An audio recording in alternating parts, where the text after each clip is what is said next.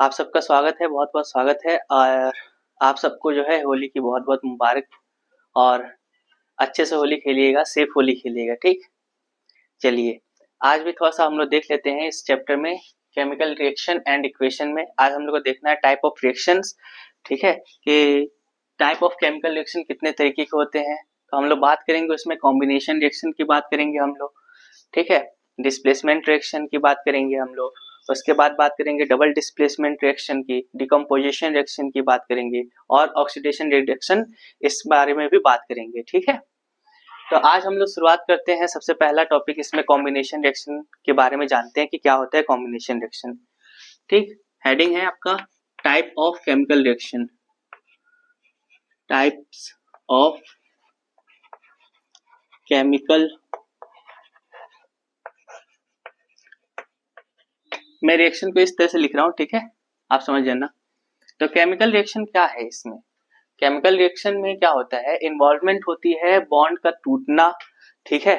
Breaking and making of bonds. Chemical reaction में क्या होता है, involves breaking and making of bonds between atoms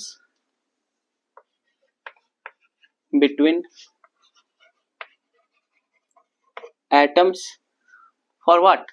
To produce new substance. Between atoms to produce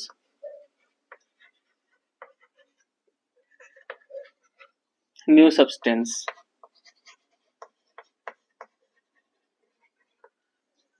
I hope समझ में आया होगा कि केमिकल रिएक्शन क्या होता है। इसमें breaking and making of bonds होता है, जिस बॉन्ड्स के बारे में आप जो है आने वाले चैप्टर्स में पढ़ोगे कि बॉन्ड्स क्या होता है, ठीक है? और एटम के बीच में, ताकि हमारा न्यू सब्सटेंस बन सके, ठीक है? उसके बाद सबसे पहले इसमें जो हम टाइप ऑफ रिएक्शन देखेंगे वो देखेंगे combination reaction. Combination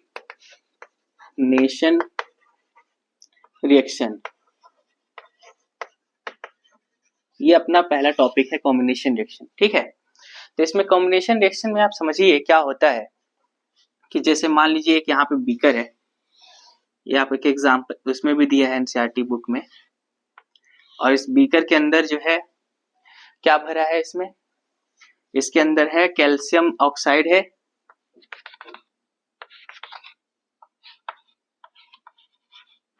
calcium oxide, ठीक है?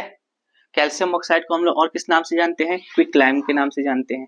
किस नाम से जानते हैं, क्विक लाइम, क्यू, ठीक है? ये क्या करता है क्विक लाइम, इसके अंदर देखिए ये पड़ा है क्विक लाइम, ये क्विक लाइम है, और ये है अपना वाटर, ये क्या है, वाटर H2O, ठीक? क्विक लाइम क्या करता है, इस वाटर के साथ वाइग्रेसली रिएक्ट करता है, ठीक है?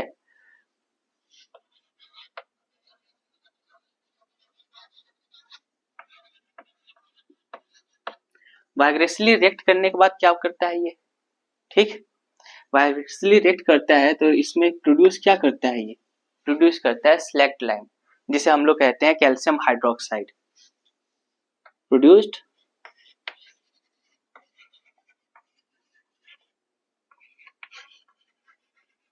Select lime.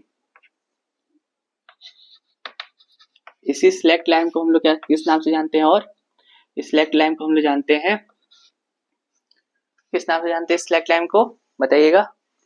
स्लैक्ट लाइम को जानते हैं कैल्शियम हाइड्रोक्साइड के नाम से, कैल्शियम हाइड्रोक्साइड, जिसे हम लोग किस फॉर्मूला क्या होगा इसका, CaOH का होल ट्वाइस, ये फॉर्मूला होता है, ये प्रोड्यूस होता है। और क्या होता है इसमें, जब ये प्रोड्यूस होता है और प्रोड्यूस होने के साथ साथ प्लस लार्ज अमाउंट ऑफ क्या करता है, हीट निकलता है, हीट का इवोल्यूशन होता है, हीट इवॉल्व होता है। ये वही रिएक्शन है जो आप जैसे दिवाली में या फिर जब भी आपके घर में पुताई होती है, जो चूना लेकर आते हो आप, जिसे हम लोग कैल्शियम ऑक्साइड क्विकलाइम के नाम से जानते हैं, CaO, ठीक है। इसको जब पानी में आप मिलाते हो तो देखते हो कितना तेज वाइग्रेसली रिएक्ट करता है वो पानी के साथ। और पानी के साथ वाइग्रेसली रिएक्ट करने के बाद आप उसका जिसमें उसमें डाले हो आप बर्तन में, जो भी टब में डाले हो, भिगोए हो, तो उस टब को देखोगे आप कितना गर्म हो जाएगा, हीट हो जाएगा, क्योंकि हीट इवॉल्व होती है, ठीक। और क्या बनता है, स्लैक्ड लाइम बनता है। तो इस रिएक्शन को हम लोग देख लेते हैं। फिलहाल इसको आप थोड़ा सा बना लो इस तरीके से फिगर के फॉर्म में, ताकि आपको याद रहे, ठीक।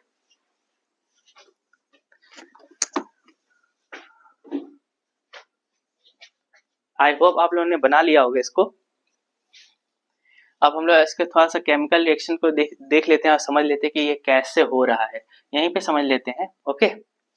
जैसे ये क्विकलाइम को हम लोग किससे बोलते हैं, CaO से बोलते हैं। क्विकलाइम, इसका नाम क्या है, क्विकलाइम, कैल्शियम ऑक्साइड इसको बोलते हैं, ठीक। ये जब पानी में इसको मिलाया गया, किसमें मिलाया गया, पानी में, H2O में, ठीक। तो क्या मिला हमको, तो हमें मिला कैल्शियम हाइड्रोक्साइड, CaOH का होल ट्वाइस, प्लस क्या निकला, हीट निकला। क्या निकला, हीट यहां से निकलेगा, ठीक है।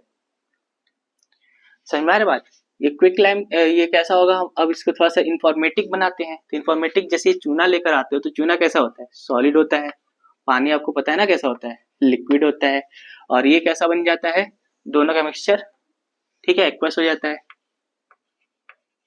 और ये हीट निकलता है, ठीक। समझ में आ रही बात, ओके। अब आके थोड़ा सा देखो आप,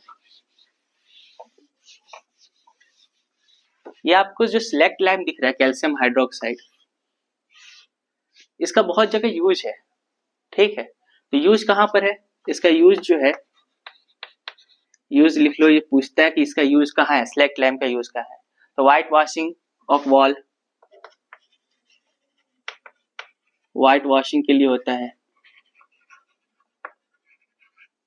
आप एक ही जगह इसका यूज रखो, याद रखो इसको, ठीक है। अब जब इस सिलेक्ट लाइम को आप, इस सिलेक्ट लाइम को क्या करोगे, इसमें कार्बन डाइऑक्साइड जब इसके साथ मिलेगा ना, देखो क्या होगा, इस सिलेक्ट लाइम के साथ, मतलब कैल्शियम हाइड्रोक्साइड के साथ जब कार्बन डाइऑक्साइड मिलेगा, कार्बन डाइऑक्साइड कहाँ से मिलेगा, एटमॉस्फेयर से मिलेगा और एयर से मिलेगा, ठीक है। तो क्या बन जाएगा, कैल्शियम कार्बोनेट बन जाएगा, CaCO3 बन जाएगा, ठीक है। और यही कैल्शियम कार्बोनेट से जो है क्या बनता है हमारा, ये भी लिख लो इस बात को। इसका यूज होता है मार्बल केमिकल फॉर्मूला, मार्बल का ये केमिकल फॉर्मूला है, यूज नहीं होता है, मार्बल का ये केमिकल फॉर्मूला है, मार्बल केमिकल फॉर्मूला, ठीक। तो ये क्या होता है, इसमें समझ में आ रहा है आपको। और क्या निकलेगा, यहाँ से पानी भी आएगा, यहाँ से H2O भी मिलेगा हमें, ठीक है। समझ में आ रही बात। और देखो, जब आप दीवार पे इसका चुनाव करते हो ना, आप दीवार पे, घेरों पे करते होगे आप दिवाली में, ठीक है, आप देखे होगे। तो 2-3 दिन बाद जो है, ये कैल्शियम कार्बोनेट बनने के बाद दीवार हमारे क्या होने लगती है, चमक आने लगती है, उसमें दीवारों में क्या आने लगती है, चमक आने लगती है। तो आफ्टर 2 to 3 days, यहाँ पे लिख लो, आफ्टर 2 to 3 days क्या होता है इसमें, gives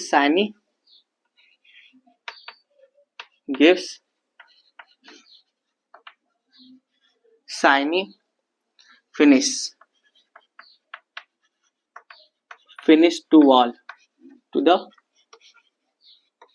wall, ठीक। आई होप आपको समझ में आया होगा, इतना नोट करते जाओ। तो ये कॉम्बिनेशन रिएक्शन में हम लोगों ने देखा, ठीक है। अब इसके आगे कुछ और एग्जांपल लिख लेते हैं कॉम्बिनेशन रिएक्शन। तो फिर आप एक बात समझ रहे हो क्या हो रहा है कॉम्बिनेशन रिएक्शन में क्या हो रहा है, दो या दो से अधिक रिएक्टेंट मिलकर एक सिंगल प्रोडक्ट क्या कर रहे हैं, हमें मिल रहा है, एक सिंगल प्रोडक्ट मिल रहा है। इसी को क्या कहते हैं हम लोग, कॉम्बिनेशन रिएक्शन कहते हैं। तो कॉम्बिनेशन रिएक्शन का अगर डेफिनेशन मान लो अगर आता है तो कैसे लिखोगे, तो मैं लिख देता हूं यहाँ पे इसको रख करके। Combination reaction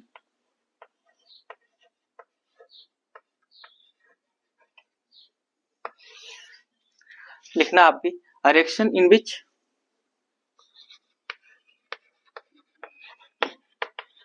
a reaction in which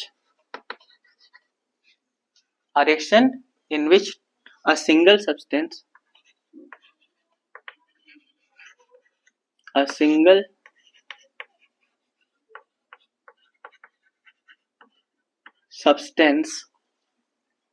लिखो इसको आप, a single substance is formed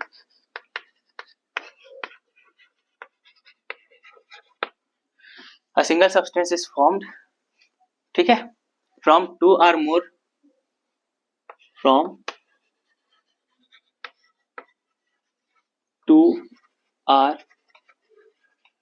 more reactant from two or more reactants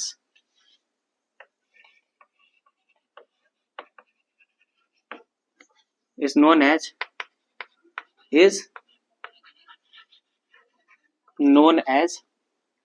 combination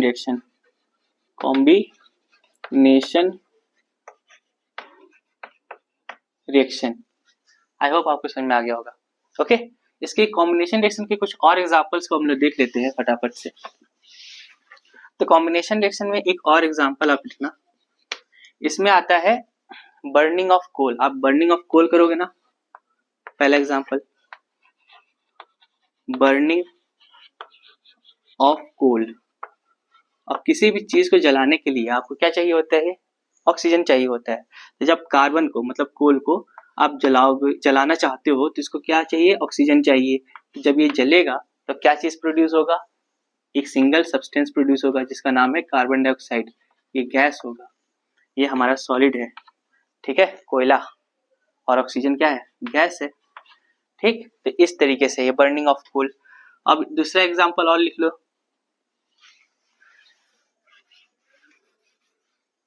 मैं इसको रब करता हूं। एक और एग्जांपल आप लिख लो। आप दूसरा एग्जांपल लिखो, formation of water from H2 plus O2। Formation of water, ठीक है, फ्रॉम H2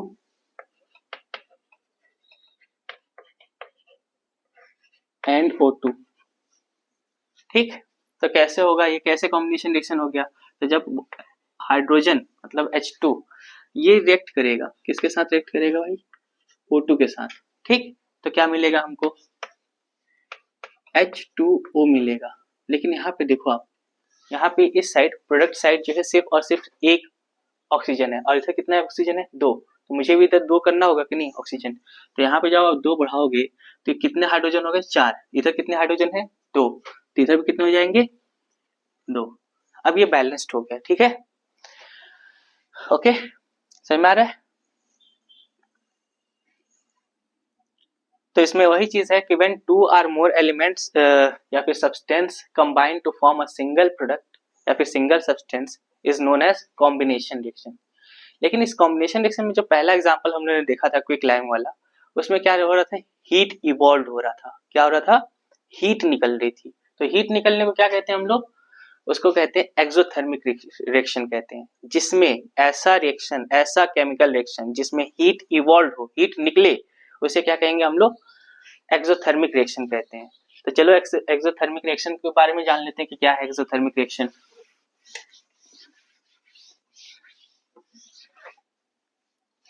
हेडिंग डालना,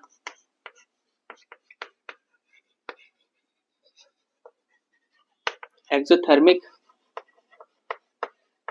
रिएक्शन। ओके, तो इसमें लिखना reaction in which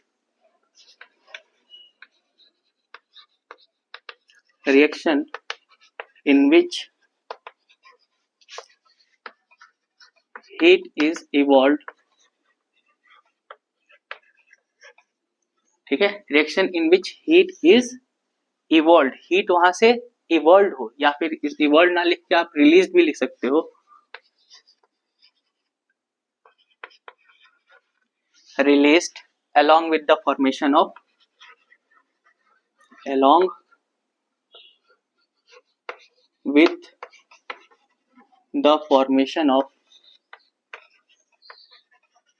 formation of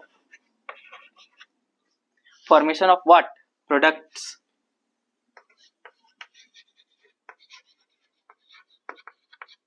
are called exothermic reaction, ठीक है, आर कॉल्ड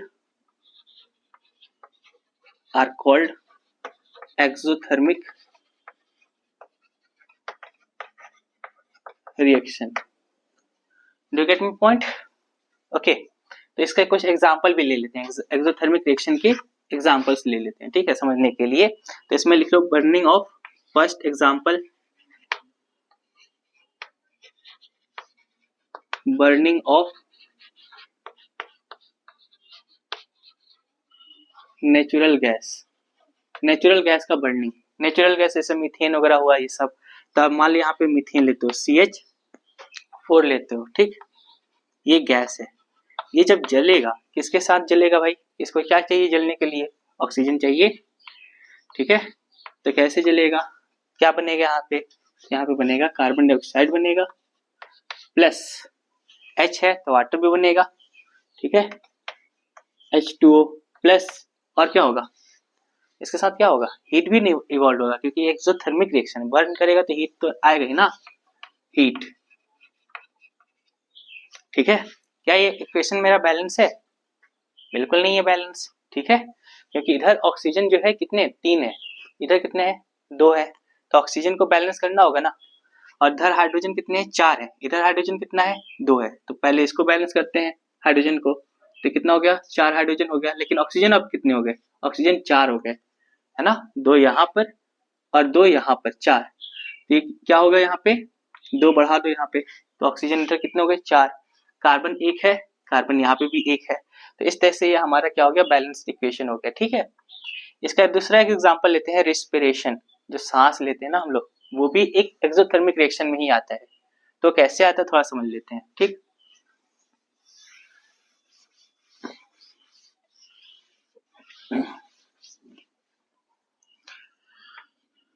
दूसरा एग्जांपल है रेस्पिरेशन, ठीक। देखो जब आप राइस खाते हो, पोटैटो खाते हो, या फिर कोई भी चीज खाते हो, ब्रेड खाते हो, जैसे rice, potato,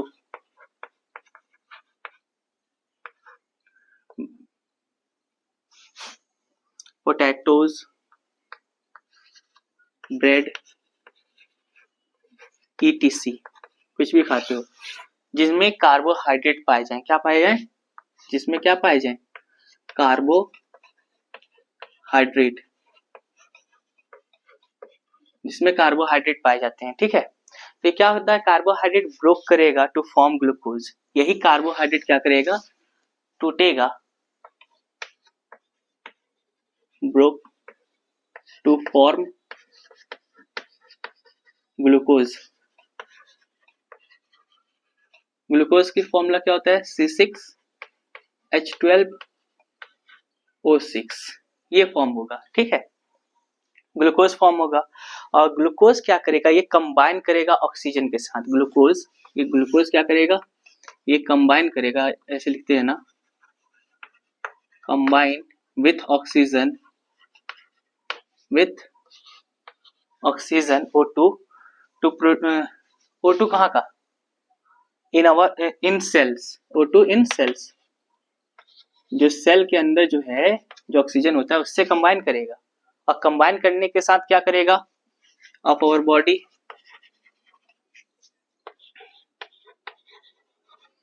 to produce energy, क्या प्रोड्यूस करेगा, एनर्जी प्रोड्यूस करेगा, ठीक है, समझ में आ रहा है। इस तरीके से इस रिस्पिरेशन में होता है, इस रिस्पिरेशन को के बारे में जो है आने वाले चैप्टर्स में हम लोग पढ़ेंगे, आगे जो बायो के चैप्टर होगा उसमें, ठीक है, और डिटेल में। फिलहाल इसको देखो कैसे होता है, जैसे ग्लूकोज है C6H12O6, ये ग्लूकोज क्या करेगा, ऑक्सीजन के साथ रिएक्ट करेगा, ऑक्सीजन के साथ 6O2 के साथ, तो क्या मिलेगा हमको, क्या मिलेगा इसमें हमको, इसमें मिलेगा 6CO2 कार्बन डाइऑक्साइड मिलेगा, कार्बन डाइऑक्साइड के साथ साथ क्या मिलेगा, वाटर मिलेगा, 2H2O मिलेगा, प्लस क्या मिलेगा, एनर्जी मिलेगा। क्या मिलेगा? एनर्जी मिलेगा। आई होप समझ में आ रहा होगा आपको। ये है रेस्पिरेशन का एग्जाम्पल। एक और एग्जाम्पल आप लिख लो, डिकम्पोजिशन ऑफ वेजिटेबल मैटर, ठीक है, या फिर वेजिटेबल का कोई भी, जैसे आप छिलका उल्का होता है ना वेजिटेबल के, उसको आप कंपोस्ट कर दोगे तो वो भी एक किस में आता है, कॉम्बिनेशन रिएक्शन में ही आता है, उससे भी हीट इवॉल्व होती है, सॉरी एक्सोथर्मिक रिएक्शन में आता है, जिससे हमको हीट मिलती है, ठीक है, वो भी एक एक्सोथर्मिक रिएक्शन में ही आता है। दैट्स ऑल, यही कहने का मतलब है। खैर, decomposition of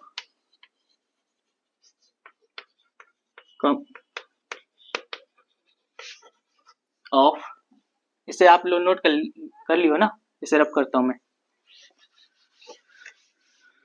decomposition of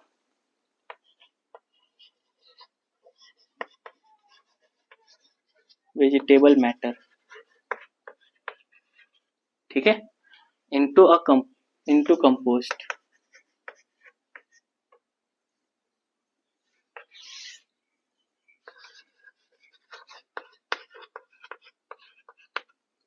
okay, तो ये है हमारा कॉम्बिनेशन रिएक्शन के बारे में हम लोग ने जाना, और एक्सोथर्मिक रिएक्शन के बारे में हम लोग ने जाना आज, ठीक है। इसके आगे वाले आने वाले चैप्टर में हम लोग पढ़ेंगे डिकम्पोजिशन रिएक्शन, और बाकी जो बचे रिएक्शन है उसको पढ़ेंगे। तो आप सब ऐसे पढ़ते रहना, ठीक है, और होली एंजॉय करो। That's all. पढ़ाई भी जरूरी है, उसको भी करते रहना, ठीक है। Thank you so much.